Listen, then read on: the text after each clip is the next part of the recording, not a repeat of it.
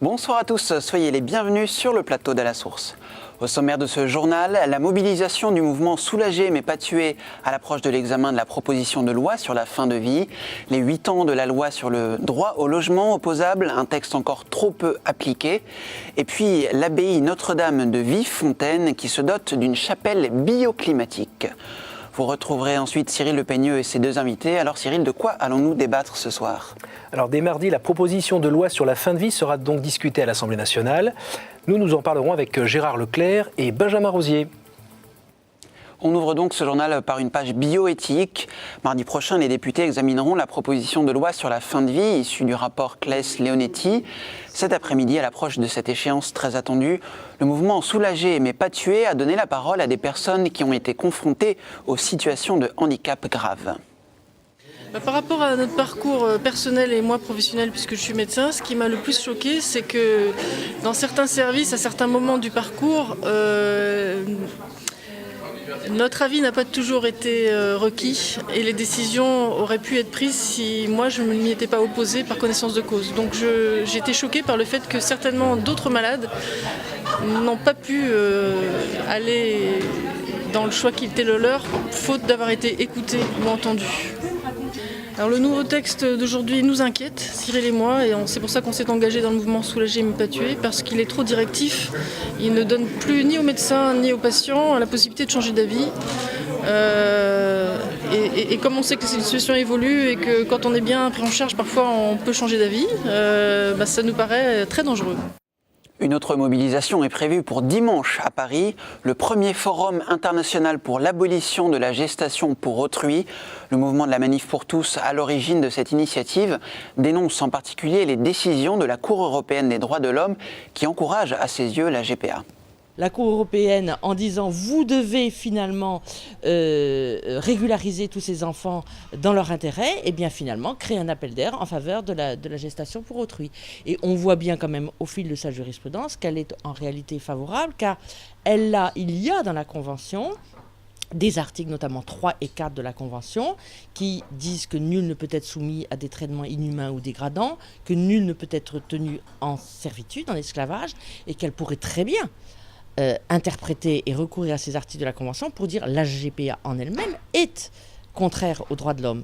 Or ça, elle ne le dit jamais. La loi instituant le droit au logement opposable a 8 ans aujourd'hui exactement. En théorie, il doit permettre aux personnes mal logées de faire valoir leur droit à un logement ou à un hébergement digne en urgence, car reconnu comme prioritaire. Un texte pas suffisamment mis en application selon plusieurs associations. Cet après-midi, une manifestation a été organisée à Paris pour renvoyer les parlementaires devant leurs responsabilités. Nous avons rencontré l'une des participantes. À 41 ans, Dilara vit dans ses 16 mètres carrés depuis plus de 10 ans. Elle paye 535 € par mois, mais ici, pas de place pour ses affaires. Tout est entassé. Pour recevoir son fils de 10 ans, c'est d'ailleurs tout un déménagement. Et du coup, on dort comme ça, on a du mal à respirer. Voilà, regardez, même j'étouffe quand même pour les déplacer.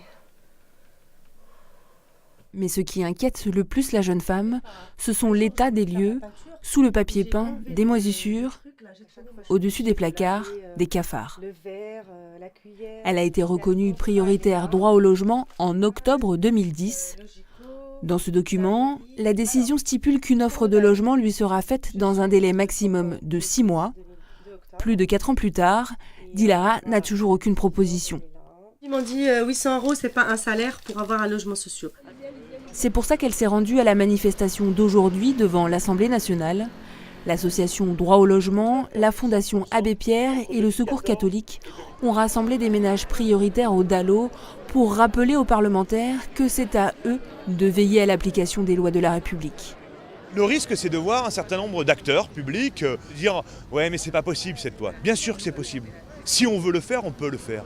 En mobilisant davantage encore qu'on ne le fait aujourd'hui, les contingents des préfets pour le logement social, le contingent du 1% logement qui est prévu aussi par la loi comme devant contribuer à l'effort. Si on veut bien mobiliser des logements privés à vocation sociale dans les territoires, par exemple dans les villes qui sont soumises à la loi SRU sur l'obligation de 20 à 25% de logements sociaux, si on veut le faire, on peut. Rien qu'en Île-de-France, 44 000 ménages prioritaires DALO restaient à reloger au 1er janvier 2015. 39 000 dont le délai de 6 mois est dépassé, comme dit Lara. Voilà, et dans quelques minutes, le père Devers, fondateur d'Habitat et Humanisme, reviendra sur la loi Dallot. Nous vous avions parlé de ces images terribles où l'on voit des membres de Daesh saccager les sculptures du musée de Mossoul. Eh bien, KTO s'est rendu à Erbil, au Kurdistan irakien, à la rencontre du père Najib. L'été dernier, ce prêtre dominicain a réussi à sauver des milliers de manuscrits des mains de Daesh.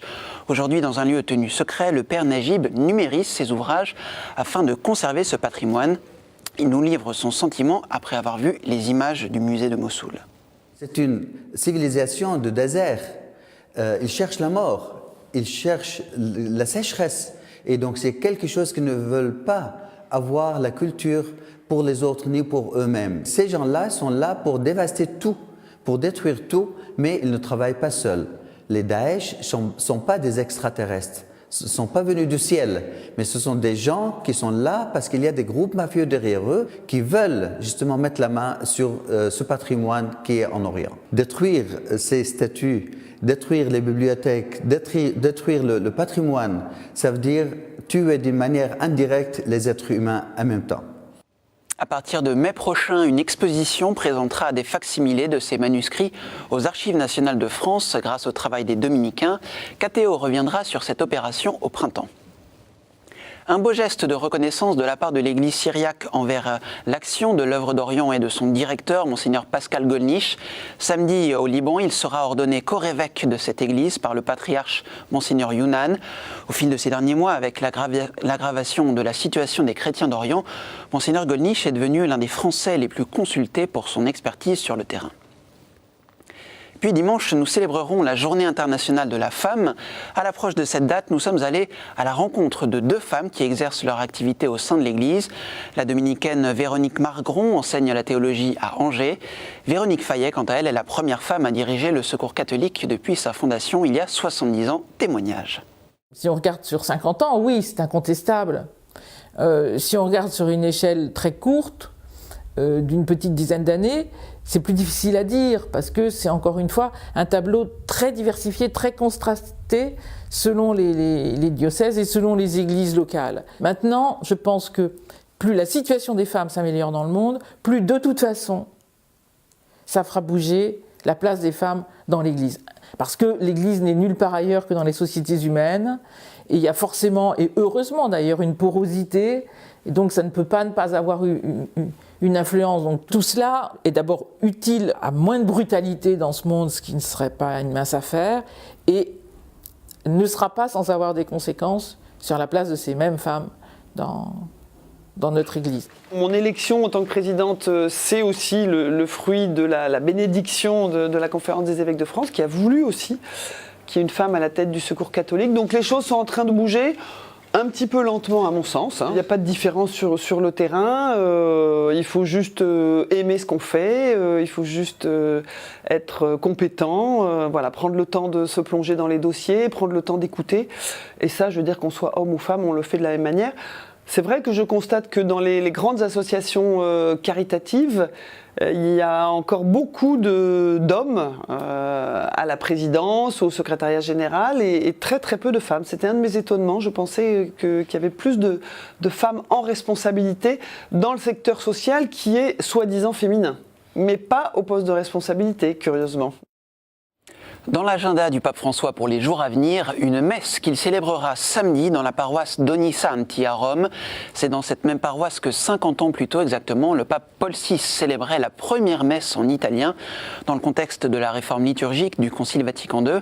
Un demi-siècle plus tard, quel regard porté sur l'événement? La réponse du cardinal Robert Sarra. C'était en latin qu'on participait à la messe et les gens étaient heureux et s'est sanctifiés. Aujourd'hui, nous avons la messe en français.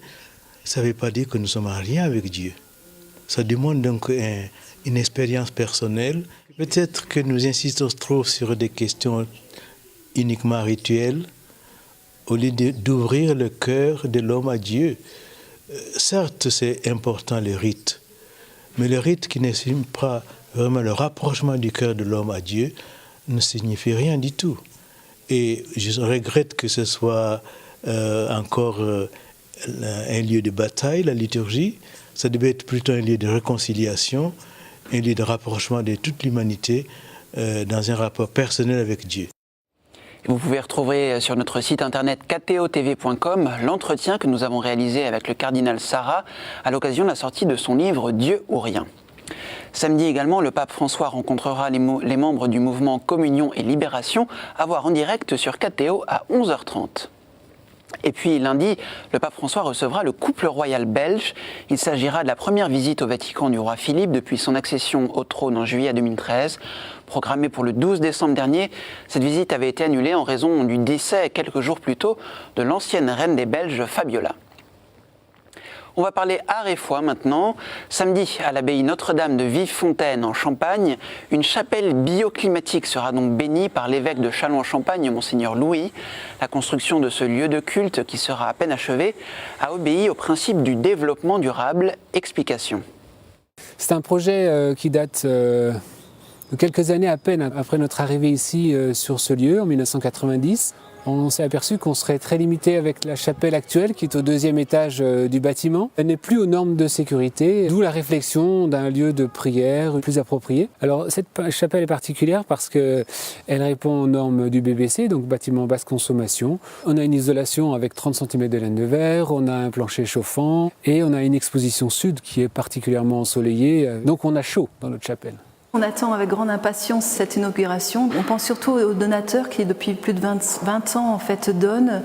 C'est très beau, on est très touchés par des gens qui ne donnent pas simplement comme ça pour donner, mais parce qu'ils disent il y a 20 ans, ici, je me suis converti. C'est la première chapelle bioclimatique de France, catholique bioclimatique de France, donc vraiment, ça vaut le détour. Voilà. Donc on invite très largement.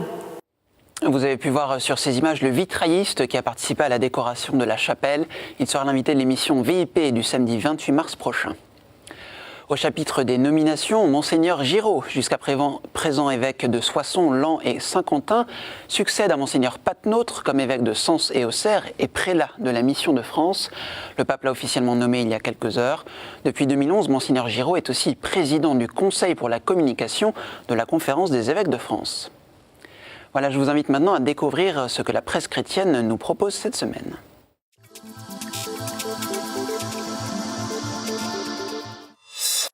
Nous vous parlions tout à l'heure du forum pour l'abolition de la GPA organisé par la Manif pour tous à Paris.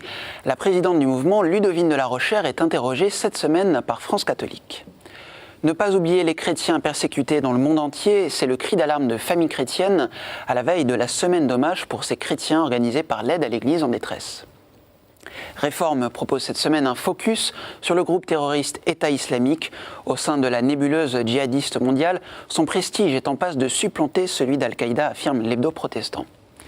Pèlerin a enquêté quant à lui sur la silver economy, un marché en pleine croissance. Les seniors tiennent une place de plus en plus importante dans l'économie française. Enfin, dans la vie, cette semaine, un dossier anniversaire pour les 2 ans de l'élection du pape François. Comment a-t-il conquis le monde? L'hebdomadaire donne notamment la parole à des politiques comme François Bayrou, Valérie Pécresse ou Cécile Duflot. C'est l'heure maintenant de la chronique du jeudi. Comme promis, on écoute le père Devers.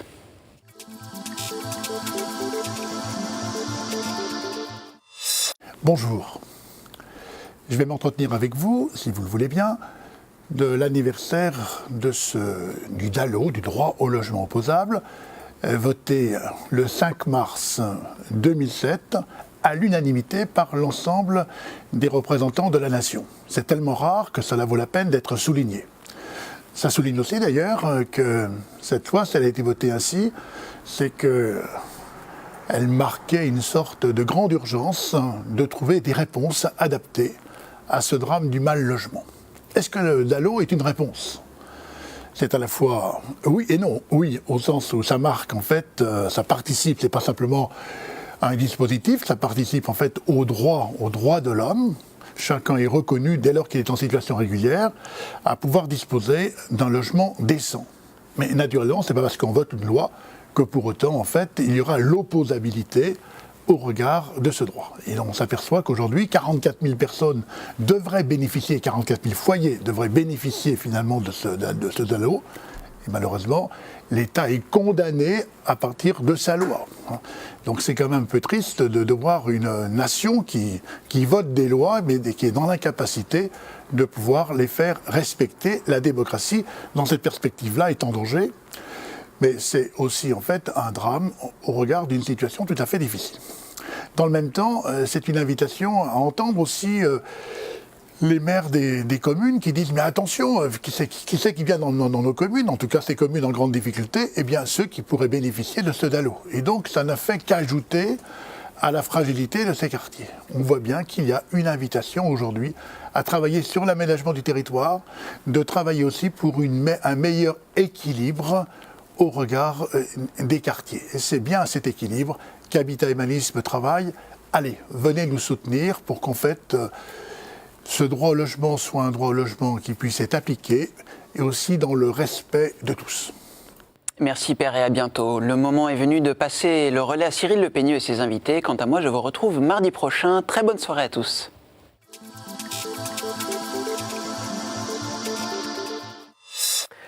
Alors à partir du 10 mars, donc, commencera l'examen à l'Assemblée nationale de cette proposition de loi très discutée, portant sur le droit des malades en fin de vie. Pour en parler, Gérard Leclerc, vous êtes éditorialiste à France Catholique. Bonsoir. Bonsoir. Et bien sûr, Benjamin Rosier, vous êtes rédacteur en chef à RCF. Bonsoir et bienvenue. Bonsoir Cyril.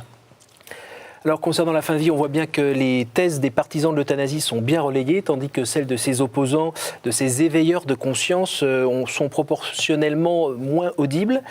Pensez-vous que dans ce cadre, les Français saisissent bien les enjeux de cette proposition de loi ?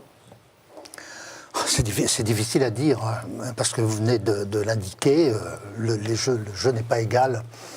Et c'est vrai que régulièrement, les médias nous mettent quasiment en spectacle des situations limites, enfin tout à fait limites. Et à partir de là, cette sensibilisation extrême, eh ben, on veut bouleverser la législation. Donc, et il y a tout un lobby là derrière qui est bien organisé et qui sait trouver des arguments sensibles, je dirais. Donc, ce point de vue-là, il y a une inégalité de traitement. Et fort heureusement, quand même, pour moi, ce sont des amis qui se sont organisés et qui commencent à faire passer un message et sous des formes, on en a parlé tout à l'heure d'ailleurs, sous des formes aussi très parlantes, à mon sens très convaincantes. Oui, en même temps, cette proposition de loi, c'est le fruit d'un long travail. Ça fait plus de 2 ans que les consultations ont été lancées par François Hollande, puis on n'est pas dans le cadre d'un 49.3 là. Non, on n'est pas dans le cadre d'un 49.3. C'est vrai qu'il y a eu toute une grande phase de débat depuis le rapport de la mission Sicard. Et d'ailleurs, avec d'autres projets de loi avant, ils ont pris beaucoup plus le temps, et François Hollande l'a redit récemment, il souhaite un texte consensuel, donc, ce qui a permis de ne pas aller vers une loi qui serait pour ou contre l'euthanasie, c'est-à-dire vraiment, j'ai envie de dire, cadrée telle qu'elle. Mais ça reste une loi qui touche à un problème complexe. Vous le disiez, on nous montre souvent des cas très particuliers, on joue sur l'émotion. En fait, chaque grand cas, j'ai envie de dire, très éthique, très complexe, est un cas particulier. Et c'est toujours la question de se dire, est-ce qu'on peut légiférer à travers une loi sur cet ensemble de cas particuliers? Non, c'est jamais possible. Et c'est là où, on va en reparler je pense, il y a quelques petits points où il risque d'y avoir des glissements. Et c'est là où des associations comme Soulager mais pas tuer sont vigilantes. Est-ce que vous pensez que les enjeux sont masqués ? Oui, parce que on n'a pas tout sur la table. On n'a pas tout sur la table et en fait, il s'agit de faire franchir aux législateurs une étape que, nous dit-on, demande massivement l'opinion publique. On a eu des précédents comme cela, avec une grosse offensive médiatique, etc. Et on dit l'opinion, c'est voilà. Moi, ce dont j'ai un peu peur aussi, dans le cadre de ce débat parlementaire, c'est que du côté socialiste, il faut bien le dire, on aille au-delà même du rapport Leonetti-Claes, parce que beaucoup, les partisans du soi-disant droit à mourir dans la dignité ce ne sont pas du tout satisfaits du projet. Ils veulent aller beaucoup plus loin, ils veulent aller à un droit à l'euthanasie. Alors on raconte que 85 députés de l'actuelle majorité entendent introduire l'euthanasie explicite par amendement. Tout à fait, oui. Alors je ne sais pas, je pense que le gouvernement sera un petit peu gêné aux entournures. Je ne sais pas comment il va manœuvrer pour obtenir une majorité, éviter les débordements, mais on n'est pas au risque, on court le risque d'un dérapage. Alors, est-ce que, à votre avis, on répond ici à un besoin social ou à une revendication idéologique ? Il Je pense qu'il faut quand même être honnête, il y a un besoin des patients en fin de vie d'être mieux écoutés. Alors il y a quand même un point, c'est, j'ai envie de dire, d'être mieux soigné avec une vraie culture palliative développée en France. On va y revenir juste après. Voilà. Mais d'être mieux écouté, oui. Quelque part, oui. On peut s'améliorer là-dessus, aménager des choses. Mais est-ce qu'on doit aller sur une nouvelle loi ? Je ne suis pas sûr. Voilà. Bon, Leonetti lui-même, qui était l'auteur de la précédente loi, dit on peut l'aménager, etc. Donc voilà. Mais bien entendu, derrière, il y a des positions idéologiques, et notamment celle de la DMD, d'aller plus loin, aide au suicide assisté, enfin, aide active à mourir, donc le suicide assisté, et puis bien sûr, en fait, l'euthanasie explicite ou active. Alors si on considère que le besoin social, ça serait par exemple mieux mourir, oui, mieux finir sa vie, la revendication idéologique, ça serait un petit peu quand même là, ce qu'on entend, c'est je fais ce que je veux en fait. Oui, oui, c'est... Et puis, je me souviens d'un livre écrit par François de Closet, La dernière liberté, je crois.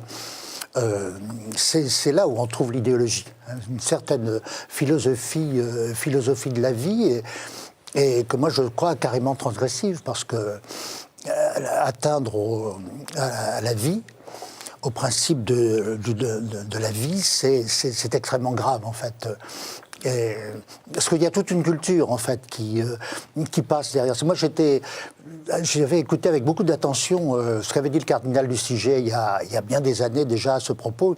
Mais en fait, faisons très très attention, parce que à travers ces lois, c'est toute une culture, c'est toute une mentalité qui s'installe et qui nous éloigne de cette primauté de la vie, et c'est une conception terriblement nihiliste, enfin, qui se met en place. Et ça aura des conséquences.